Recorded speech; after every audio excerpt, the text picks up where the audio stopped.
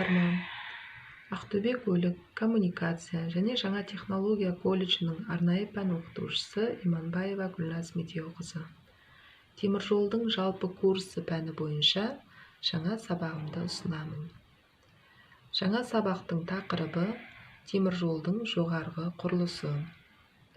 Жолдың үстіңгі құрылысының элементтері және жол бойындағы қауіпсіздік туралы мәліметтермен танысамыз.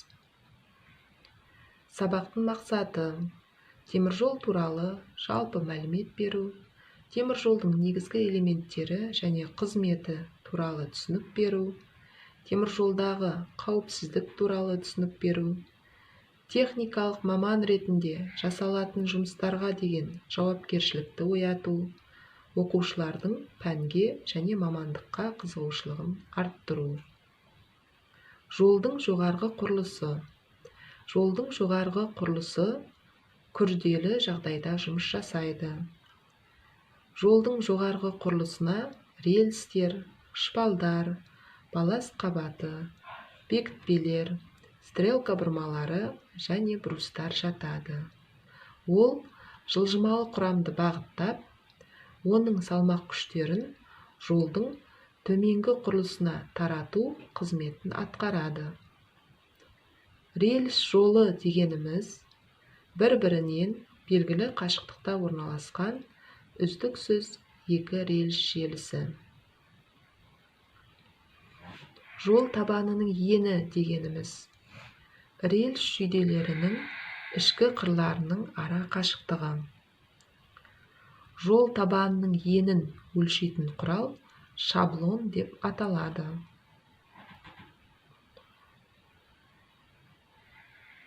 Жолдың үстіңгі құрылысының элементтері: балласт қабаты, шпалдар, рельстер бір-бірімен өзара байланысып, бірін-бірін толықтыра отырып, жолдың үстіңгі құрылысын құрайды.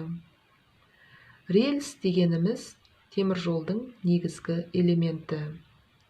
Рельстің қызметі пойыздардың доңғалақтарынан түскен күштерді шпалдарға тарату. Рельстің үш түрі бар: R50, R65, R75.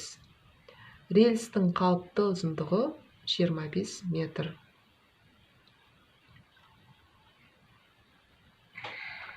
Жолдың үстіңгі құрылысының келесі элементі шпалдар. Шпалдың қызметі рельстен түскен күштерді балласт қабатына тарату. Дүние жүзіндегі шпалдардың 90% ағаш шпалдар. Теміржолда ағаш және темірбетон шпалдары қолданылады. Олардың бір-бірінен айырмашылығы ұзындығында, салмағында және пайдалану мерзімінде. Шпалдардың рельс буынына салыну тәртібі шпалдар жаймасы деп аталады. Балласт қабаты жолдың үстіңгі құрылысының элементі. Балласт қабатының қызметі рельстер мен шпалдардан түскен күштерді жер төсеміне біркелкі тарату және негізгі алаңды ылғалдан сақтау. Рельс бекітпелері жолдың үстіңгі құрылысының элементі. Рельс бекітпелерінің қызметі рельс пен шпалды бір-біріне бекіту, екі рельсті бір-біріне бекіту, рельс шпал торларын бекіту, рельстердің аударылмауын қамтамасыз ету, рельстердің бір қалыпта болуын қамтамасыз ету, жол табанының енін бір қалыпта ұстау, жолды ығысудан сақтау. Жолдың жоғарғы құрылысының күрделі элементтерінің бірі қосылған және қиылысқан жолдар. Теміржолда стрелка бұрмасы деп айтамыз. Стрелка бұрмасының қызметі жылжымалы құрамның бір жолдан екінші жолға өтуіне қызмет етеді. Стрелка бұрмасы төмендегідей негізгі элементтерден тұрады. Ұштама, негізгі рельс, брустар, тартпалар, жақтау, айқастырма, өзекше және шанама рельс. Жол бойындағы қауіпсіздік ережелері. Қауіпсіздік техникасы ол еңбекті қорғаудың бір түрі. Темір жолшы болу темірдей тәртіпті талап ететін мамандық. Теміржол көлігі жұмысшыларының негізгі міндеті жүріс қауіпсіздігін, қозғалыс қауіпсіздігін қамтамасыз ету. Жол бойында тек теміржол жұмысшылары жүруге міндетті. Өйткені теміржол қауіпті алаң болып табылады. Жол жұмыстары қашанда қиындықтармен қатар жүреді. Теміржолшылардың міндеті теміржолды күнделікті күту, жол бойында қауіпсіздікті сақтау, арнайы киімдерді киіп жүру, жол бойындағы жұмыстарды орындау, жол бойындағы сигналдарды білу, теміржолдың қатаң тәртібіне бағыну. Жол бойындағы орындалатын жұмыстар, күнделікті жөндеу жұмыстары, орташа жөндеу жұмыстары, көтерме жөндеу жұмыстары және жол бойындағы күрделі жұмыстар. Жол бойында жөндеу жұмыстары кезінде сигналдық белгілер қойылады. Мына сызбада жұмыс орнын сигналдармен қоршау схемасы көрсетілген. Теміржолдағы жауапсыздықтың алдын алу үшін теміржолдың қатаң тәртібіне бағынуымыз керек. Бұл оқиғалардың болуына не себеп болды? Оқиғаны болдырмас үшін алдын ала не істеу керек еді? Теміржол жұмысшыларына жүктелетін міндеттер қандай? Деген сұрақты оқушыларға қоя отырып, жаңа сабақты бекітеміз.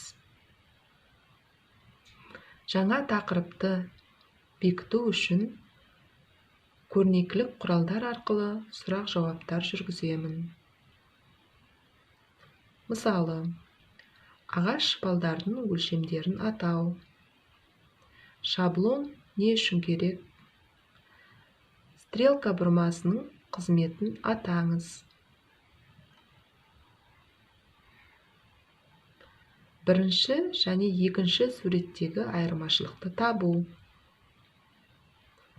Үшінші суретте жол жөндеу жұмыстарының қай түрі көрсетілген? Жаңа тақырыпты бекіте отырып, оқушыларға өзін-өзі бақылауға сұрақтар беріледі. Және де жасырын сұрақ арқылы жаңа сабақты қорытындылаймыз. Сұрағымызды таңдайық. Төртінші сұрақ. Рельс жолы дегеніміз не? Жауабы бір-бірінен белгілі қашықтықта орналасқан үздіксіз екі рельс желісі. Келесі сұрақты таңдайық. Рельстің стандарт бойынша қалыпты ұзындығы қанша? 25 метр. Келесі сұрағымыз: ағаш шпалдың салмағы қанша? 40-50 килограмм.